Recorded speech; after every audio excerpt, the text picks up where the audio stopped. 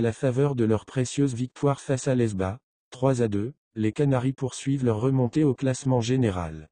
Ils ont fait un grand pas vers le maintien et ils se relancent même dans la course au podium. Leurs chances d'assurer une place qualificative à l'une des compétitions continentales pour la saison prochaine sont très infimes. Mais s'ils parviennent à réaliser un parcours sans faute en cette fin de saison et que les autres prétendants au podium enchaînent les échecs lors des matchs restants, les Canaries peuvent créer la surprise. Malgré leur victoire salvatrice lors de la rencontre face au MCO, les Canaries ont mal débuté le match, ce qui a permis aux poulains de Dziri de prendre les choses en main dès les premières minutes de la partie. Mais ils n'ont trouvé le chemin des filets qu'à la 21e minute sur pénalty transformé par Achou. Ce but a contraint les Canaries à réagir, ce qui leur a permis d'égaliser sur pénalty à la 40e minute. En seconde période, les équipiers de Boilia sont revenus avec de meilleures intentions, mais malgré les multiples occasions créées ils n'ont réussi à ajouter un deuxième but qu'à la 79e minute par le biais de Redgen d'un tir des 20 mètres.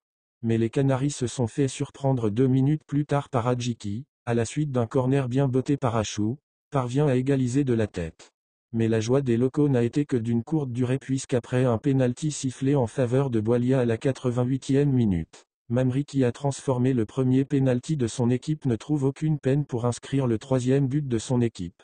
Dans les arrêts de jeu, les locaux ont tenté le tout pour revenir au score, mais la chance n'a pas été de leur côté.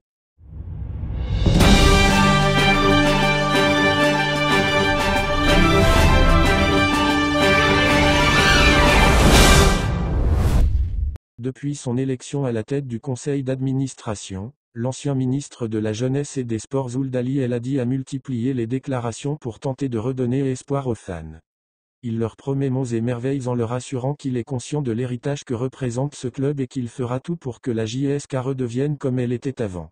Mais les supporters attendent maintenant des actes, car tous ceux qui s'étaient succédé à la tête du club ces dernières années avaient, eux aussi, promis monts et merveilles. Malheureusement ils n'avaient pas pu tenir leurs promesses. Un bon management.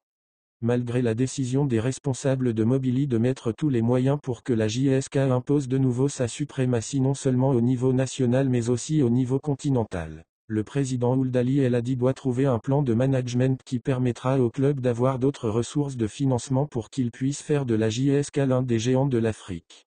Et avec le nouveau stade d'une capacité de 50 000 places, la JSK peut s'assurer de recettes de près de 3 milliards de centimes à chaque match à domicile sans parler de la gestion des loges et des locaux commerciaux. C'est dire que la JSK est sur le point d'avoir à sa disposition une infrastructure lui permettant d'être un vrai club professionnel en attendant la construction d'un centre de formation et tout ce dont aura besoin le club. Tout ça devrait être utilisé à bon escient et cela grâce à un management intelligent comme ça se fait dans les vrais clubs professionnels. Une structure juridique performante. Pour éviter des litiges au niveau de la FIFA, la JSK doit avoir une structure juridique performante. Au lieu de signer une convention avec un cabinet étranger pour s'occuper des litiges au niveau de la FIFA et qui est payé en euros comme l'avait fait l'ancienne direction, le nouveau président peut faire appel à des juristes spécialisés dans les affaires du football et cela ne reviendra pas cher au club.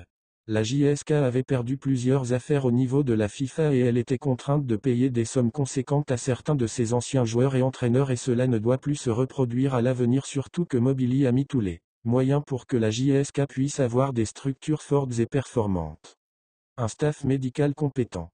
L'un des talons d'Achille de l'équipe ces dernières années réside dans son staff médical totalement défaillant.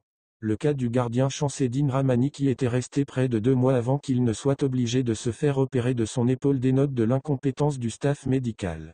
L'ancienne direction avait changé à plusieurs reprises le médecin, mais cela n'a pas réglé pour autant le problème du staff médical. Il y a eu plusieurs joueurs qui se soignaient ailleurs, car ils n'avaient plus confiance dans le staff médical du club.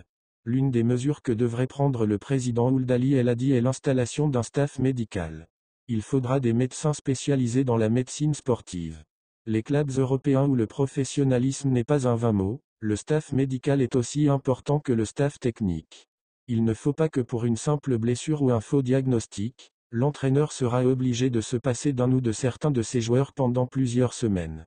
Si Rahmani avait été bien pris en charge dès le départ et qu'il n'y avait pas un faux diagnostic, il ne se serait pas éloigné des terrains pendant plusieurs mois. Sa longue absence s'était répercutée négativement sur l'équipe. Une administration forte. Avec les moyens mis à sa disposition, La JSK peut s'offrir aisément une administration forte digne de son nom. Pour ne pas refaire les erreurs de l'ancienne direction qui a privilégié la loyauté à la compétence, le nouveau président doit faire appel à des compétences seulement. Chaque dirigeant devrait s'acquitter comme il se doit de sa tâche et c'est par ses compétences qu'il doit durer et non pas par autre chose.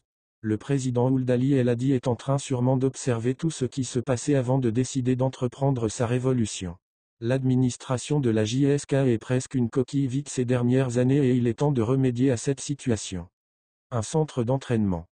En plus du centre de formation qui fait partie des priorités de Mobily, il faudrait un centre d'entraînement avec tout ce qui va avec pour que l'équipe soit mise dans les meilleures conditions.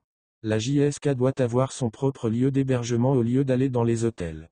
Mobily qui dispose désormais de 95% des actions dans la SSPA JSK en attendant que les autres actionnaires cèdent leurs actions s'engage à faire de la JSK un véritable club professionnel et c'est maintenant que le nouveau président devrait mettre des mécanismes non seulement pour redonner espoir aux fans, mais aussi pour faire de la JSK l'un des plus grands clubs d'Afrique. Il faudra profiter de cet engouement suscité chez les fans pour démontrer que l'ère de la gestion approximative est bel et bien révolue.